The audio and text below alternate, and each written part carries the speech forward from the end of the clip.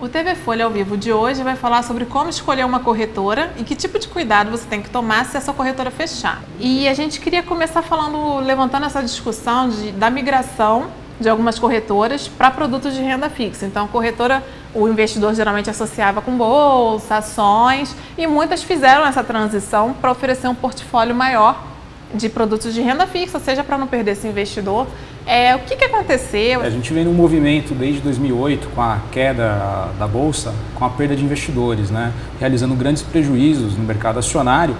E as corretoras, vendo essa evasão de clientes, elas migraram a oferta e a distribuição de produtos, né? E a renda fixa ela se tornou hoje um grande atrativo para esse público, dado a alta taxa Selic e a concorrência com os bancos médios, né? E os bancos, na realidade, os bancos médios, eles encontraram dentro das corretoras um canal de distribuição que antes, sozinho, eles não tinham como chegar nos investidores, né? Então, isso trouxe um aumento de distribuição de renda fixa.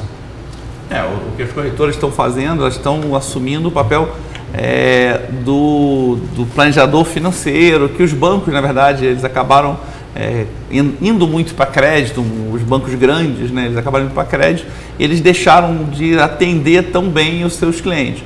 E como a base das corretoras sempre foi muito grande, tem muito cliente cadastrado, esse cadastro na corretora é muito fácil fazer cadastro. É muito mais fácil você abrir um cadastro numa corretora que abrir um cadastro num banco. Então, eles têm uma base muito grande, esse cadastro online, e eles falaram, vou perder esse público potencial, porque a Bolsa realmente, ela tem patinado desde 2008, ela não tem crescido. O Brasil entrou numa rota de estabilidade de crescimento na Bolsa no primeiro momento, e agora de queda na Bolsa, né, por conta de todo esse rebaixamento. Então, a corretora fala, não, eu vou pegar esse público e vou tentar aproveitar e deixar de ser uma corretora de ações e se tornar uma corretora de valores, né, valores imobiliários. O original da corretora sempre foi isso, ser distribuidora de valores imobiliários, que podem ser tanto ações, que davam um retorno maior, que a corretora no início estava mais preocupada com o retorno, a corretagem de bolsa era alta. Agora, ela viu que a corretagem ia acabar, porque está diminuindo. Ela falou, vou também atender com um público, vou virar uma boutique de investimento, onde eu ofereço ao mesmo tempo a ação, ela continua oferecendo, as pessoas que querem investir com opção, a ação continua, mas também te dá outra opção, que é o título de renda fixa. E é mais difícil atrair esse investidor, por exemplo? O investidor, ele tem que buscar informação, ele não recebe o convite normalmente da corretora. Então, ele tem que ir atrás da informação online. Muitos têm dificuldade, muitos não têm acesso à informação online.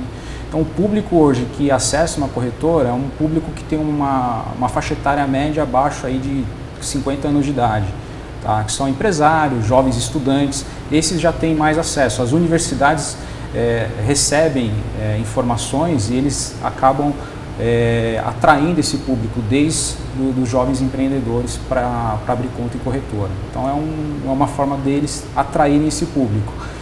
Existe uma lacuna grande hoje na oferta de produto dos bancos grandes, no segmento alta renda principalmente, como ele comentou. A questão do atendimento, hoje o gerente de banco ele não consegue olhar o cliente e oferecer um produto adequado muitas vezes.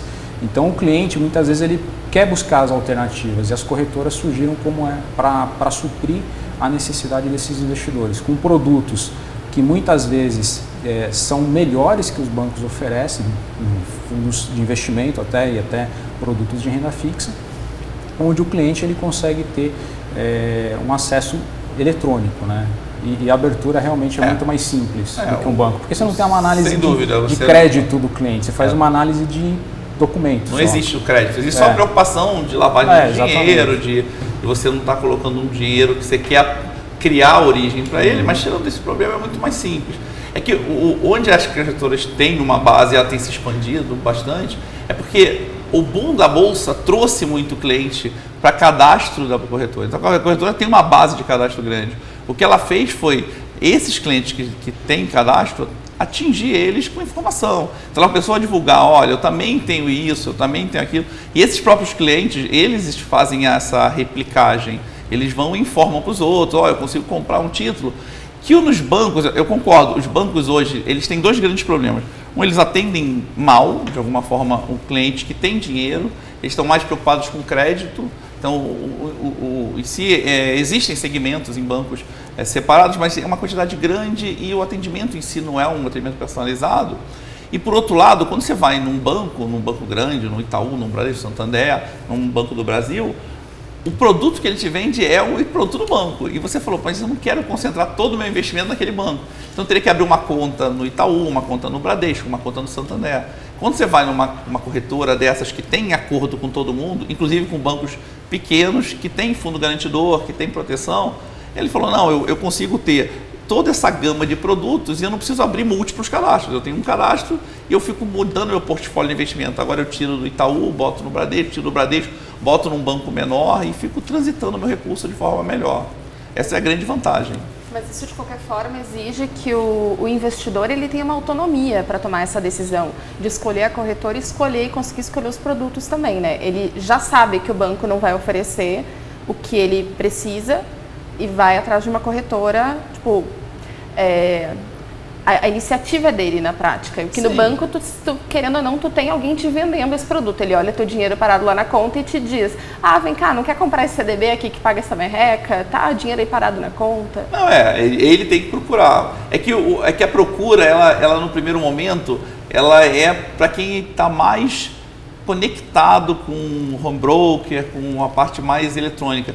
Mas a própria a divulgação desses clientes que falam, você precisa ter um amigo, você fala, olha, eu consegui investir aqui, isso vai ampliando esse boca a boca. Foi aí que as corretoras começaram a ganhar, quer dizer, e houve uma concentração de corretora. Então existe também algum marketing que no passado não tinha. Você pega hoje a XP, ela faz um marketing dizendo, olha, eu tenho uma possibilidade, eu tenho um portfólio de investimento que eu não estou vinculado a banco A, B, C. Isso atrai as pessoas de alguma forma, né? Mas sem dúvida você tem que ter autonomia, você não pode ser aquela relação, eu faço o que o gerente manda. Na verdade, eu vou fazer o que eu acho que é melhor para o meu dinheiro. E assim, pensando em alguém que queira abrir uma conta numa corretora, assim, ele vai, o que ele faz, como que escolhe, né? Porque a gente tem visto alguns casos, né, de corretoras que têm sofrido liquidação extrajudicial pelo BC, várias corretoras também têm desaparecido ao longo dos anos por causa dessa crise. Como que você escolhe uma corretora para evitar, por exemplo, que ela feche em algum momento, assim? Então, na verdade, é muito difícil você escolher uma corretora já sabendo antecipadamente que ela não vai fechar. Então, é quase impossível. Igual o Banco Central não fica publicamente dizendo, olha, eu estou de olho em você, diferente aqui, como né? uma empresa de rating faz, ou coloquei você em observação. O Banco Central fizer isso, fala, botei você em observação, ele está automaticamente dizendo, olha, vão embora porque eu vou tirar o dinheiro. Então, é difícil você saber disso antecipadamente. Realmente, não existe um risco grande de corretora. Se uma corretora quebra, como um fundo de investimento, como qualquer outro ativo de investimento, se você não tiver dinheiro na corretora, porque a corretora tem uma conta. Então você abre uma conta na corretora e você manda um dinheiro para essa conta da corretora. A corretora pega esse dinheiro e ela investe em diversos ativos que ela distribui. Pode colocar na ação que você compra, pode colocar num título de renda fixa, pode colocar num fundo de investimento. Existe um portfólio de produto. A partir do momento que ele foi para esse portfólio, não tem risco mais.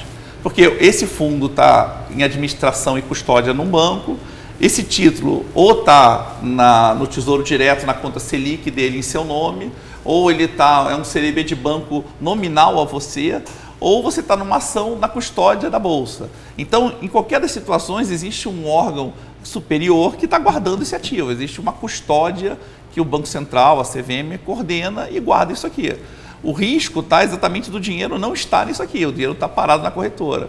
Tirando esse problema, uma corretora quebrar ou não quebrar muda muito pouco, porque você transfere a sua posição. Você fala assim, se a corretora A quebrou, a corretora B, na verdade, ela não compra a corretora A, mas ela absorve os clientes. Ele passa a bolsa e fala assim, as posições que estavam vinculadas a você passaram a ser vinculadas da corretora B. Os títulos que estavam na conta Selic da corretora A passaram a ser da corretora B.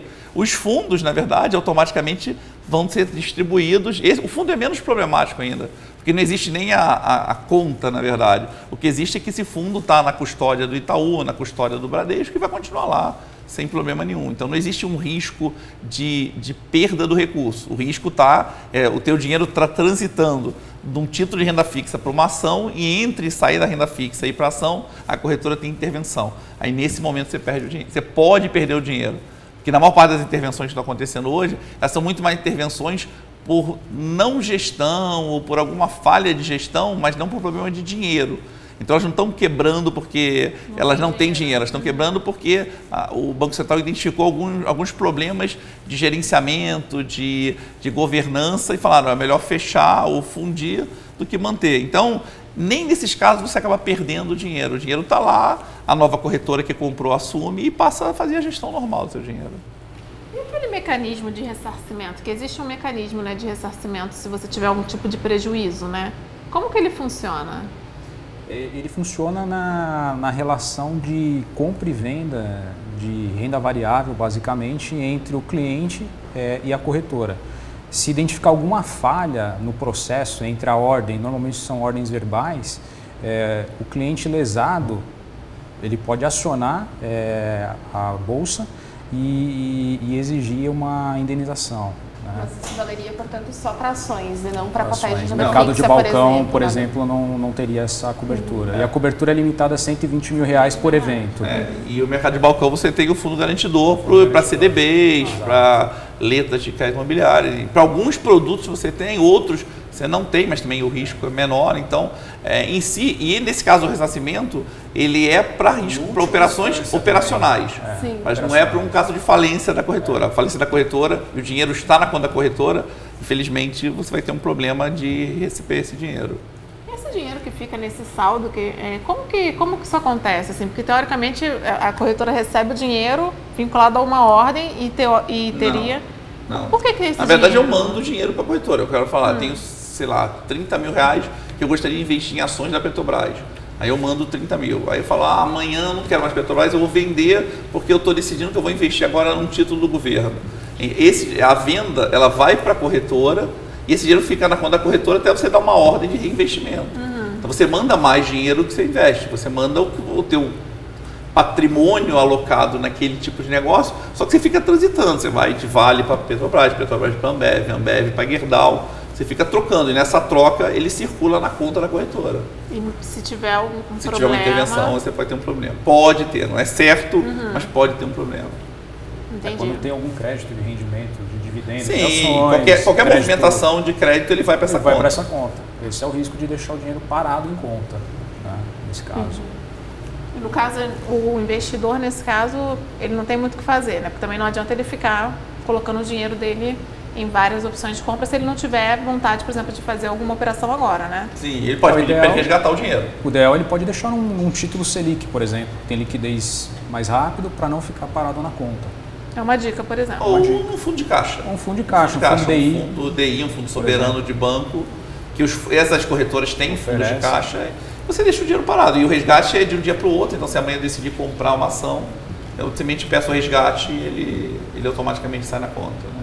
E vocês estavam dando uma dica, né? Que quando você contrata a corretora, você tem que dar uma ordem, né? De que tem que ser usado no nome da pessoa, né, do próprio investidor, né? Na verdade, existem várias coisas. Quando você preenche um cadastro de corretora, apesar de ser online, você cria algumas séries de autorizações. Você tem que formar a tua renda, tem que formar quem esse cliente está vinculado, se for um agente autônomo. Normalmente as corretoras trabalham com agentes autônomos que fazem esse serviço de apoio profissional, então de alguma forma eles têm. Então você dá, olha, eu quero colocar essa conta vinculada a esse agente autônomo e tem lá algumas situações onde você quer dar uma ordem verbal para esse agente autônomo para ele poder comprar, aplicar seu dinheiro. Como ela é na ordem escrita, na ordem gravada, você às vezes autoriza a corretora a poder operar em seu nome. Então esses são alguns cuidados que tem que ter, porque se você dá essa ordem, você está abrindo a possibilidade de ela fazer qualquer tipo de operação em seu nome. Normalmente não acontece problema nenhum, mas é sempre um risco que você dê uma liberdade a mais para a corretora. Basicamente é esses os grandes problemas que você tem quando você faz um cadastro deles. Né? E acho que vale a gente falar um pouco do Tesouro Direto, né, Tati? A gente tem... A gente estava conversando aqui, tu sugeriu que o investidor pode colocar, por exemplo, no meio de um investimento ou outro, o investimento no Tesouro Selic. E, na verdade, esse tem sido o título que todos os planejadores financeiros recomendam que os investidores coloquem e aproveitem o Tesouro Direto dessa forma. É, de fato, o melhor papel? O IPCA, ele é um problema hoje ou ele não é? Ele é um bom produto? Como é que vocês estão vendo o Tesouro Direto hoje? Então, uma questão de risco, né? Na verdade, onde o risco é menor, onde você tem menos possibilidade de tomar um susto, são com as LFTs. Porque as LFTs, elas são essa que segue a Selic, e elas têm uma alta liquidez, são o papel mais líquido da economia, então de alguma forma você está evitando liquidez, que é uma falta, se precisar vender, as pessoas sempre compram esse papel. Historicamente nunca houve problema de falta de liquidez em papéis vinculados à Selic, e a taxa de juros que você está ganhando é o que a economia rende. Então eu não vejo como instrumento nenhum outro produto mais líquido e de menor risco do que uma LFT. Agora, ele rende menos do que talvez outros títulos, então é uma escolha de qual é o prazo que eu quero investir. Se fosse simplesmente pelo fato de colocar o dinheiro e resgatar daqui a 3 dias, talvez seja um título bom. Ou você colocar num fundo soberano. Um fundo soberano são os fundos que investem nas LFTs. Qual é a vantagem nela? É que quando você opera com o Tesouro Direto, você tem que ter os processos de acesso à venda no Tesouro Direto. Quando você está trabalhando com o fundo ele tem um processo mais simples de resgate do recurso, e quem lida com essa aplicação e resgate são os gestores dos fundos, que não acessam o Tesouro Direto, acessam assim a tesouraria de banco. Para eles é muito mais fácil. O Tesouro Direto ele é uma forma que o governo teve de pulverizar os títulos, mas ele tem alguns entraves operacionais de acessar o site do Tesouro, botar para venda. Esse processo eles são menos fáceis de gerir do que você simplesmente dar uma ordem para o cara, resgata meu dinheiro desse fundo e aplica isso aqui. Então, mas sem dúvida a LFT é o melhor dos títulos para você trabalhar no curto prazo. Mas você vai falar, vou investir no longo prazo. IPCA é um título complicado. IPCA, a inflação, ela teve seu período de auge quando a inflação subiu bastante.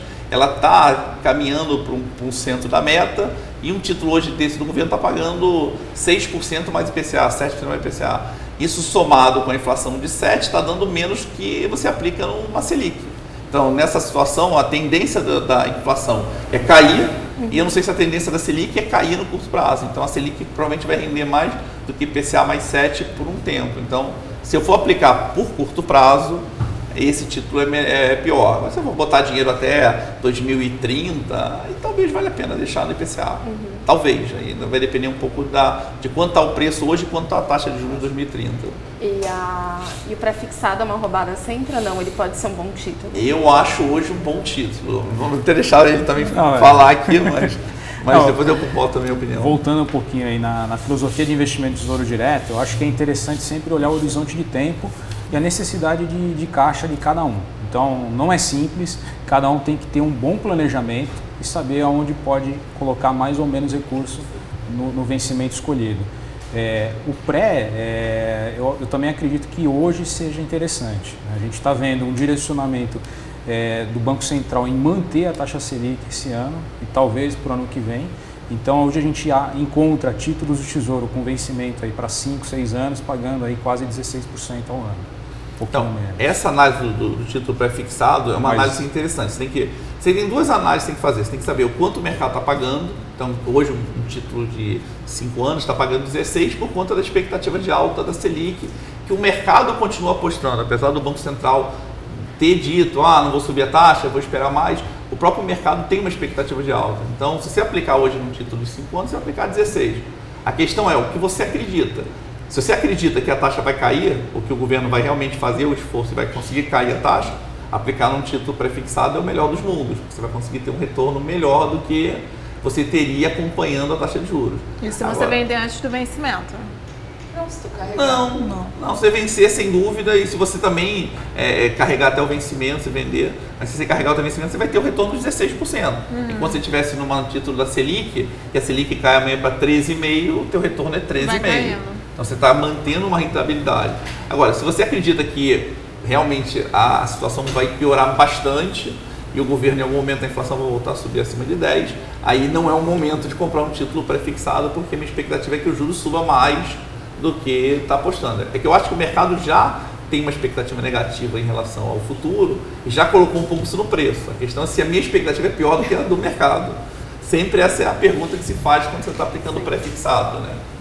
Mas o pré, ele realmente embute um risco maior, né? Então, numa composição de portfólio, ele tem que representar uma parcela pequena da disposição desse tipo de ativo. Não, e falando de composição de portfólio, assim, vale fazer o quê? Diversificar entre os títulos e outros produtos? Como que você escolhe os outros produtos. Você estava até comentando de produtos isentos, que não necessariamente são tão interessantes. Como que você monta essa sua carteira, né? A montagem de uma carteira ela é muito relativa, né? Varia de cada pessoa para pessoa em função muito de liquidez e muito de expectativa de retorno também.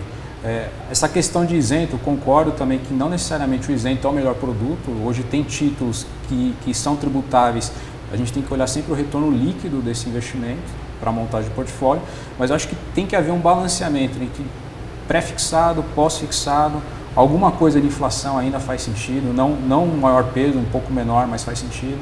E alguma coisa atrelado a câmbio também, a gente tem uma expectativa aí que possa ser interessante. Tipo um fundo cambial? Aí depende do que cada pessoa consegue acessar. Um fundo cambial hoje, ele não reflete 100% de retorno do câmbio, porque ele é um fundo que é tributável, então você tem uma perda relativa. Tem uma taxa de administração. Tem taxa de administração. Alta, né? Mas existem mecanismos de investimento direcional em moedas que talvez sejam mais eficientes. Mas tem que ter alguma parcela à disposição em moedas, eu acho que faz sentido. Criar esse portfólio diversificado, sem dúvida, mas não é só, antes de explicar para a pessoa que está vendo, o fundo cambial, o problema dela não é a taxa de administração, é que o fundo cambial ele investe em títulos que rendem juros em dólar. Então o que acontece, como aconteceu na crise em 2002, que o dólar disparou e o fundo rendeu muito menos do que a variação cambial. Por quê? Porque os juros em dólar também subiu. Então esse efeito de valor presente que você tem nos fundos, então você tem um título que rende, que lá no futuro ele vale 100 mil dólares, aí o que aconteceu? O valor presente hoje era 80 mil, só que como piorou os juros do risco, o Brasil está subindo, o valor presente dele, que era 80, passou para ser 60. O dólar subiu, mas o valor do título cai. Por isso que o fundo cambial ele tem esse descompasso. Toda vez que o dólar dispara, é porque a situação piorou. Se a situação piorou, os juros em dólar disparou. E aí o valor presente do título cai. E a pessoa fica, mas eu apliquei em dólar. Não, você não aplica em dólar no Brasil, você aplica em um título indexado em dólar, que tem valor presente e tem oscilação igual a qualquer título. Então esse só é essa complicação. Mas eu acho que ter um portfólio diversificado é importante, porque sabe, você não sabe se o dólar amanhã vai subir, se a inflação amanhã vai subir. O dólar e a inflação tem uma correlação forte, então se o dólar dispara, a inflação sobe, mas a princípio você está diversificando em fatores, tem um pouco de pressa e queda de juros, tem uma concentração grande em Selic, dado hoje a situação que eu preciso de liquidez, é um título que paga bastante, então ter esse portfólio. Agora, só tem que tomar um cuidado, né? Porque as pessoas discutem, a teoria de portfólio é muito legal, isso custa caro, você diversificar em múltiplos produtos, com pouco valor em cada um, isso torna caro porque você não vai conseguir nunca um produto eficiente em cada um dos portfólios. Então é mais fácil nesse caso você pesquisar, se eu tenho uma quantidade de recurso limitada, é mais fácil eu pesquisar algum fundo multimercado ou algum produto que tenha um risco, que você acompanha assim, eu gostaria de ter mais posição em dólar. Quais foram os fundos multimercados que performaram bem na época do dólar de inflação? Você vê que seja mais vantajoso do que eu colocar um pouquinho só, sei lá, R$2.000 em dólar, R$3.000 em inflação, R$5.000 em renda fixa. É mais fácil eu colocar R$15.000 num fundo que possa parecer um portfólio, possa ter um portfólio parecido, porque você consegue ganhar mais em eficiência de alocação. Porque a partir de qual faixa de valor investido vale a pena começar efetivamente a diversificar, na tua opinião? Então, depende do produto que você acessa. Tem produto bom que o ticket mínimo é R$5.000 ou R$10.000. Hoje tem produtos estruturados, tipo investimentos em fundos de participação, em FDICs, que rendem bastante, rendem lá 130, vamos estar em taxas atuais, daria uns 18% ao ano bruto, mas o ticket mínimo é R$25.000. Então, você não tem acesso a esse fundo, mas um gestor de fundo, mesmo que eu coloque lá R$800, R$1.000, ele consegue acessar esse fundo.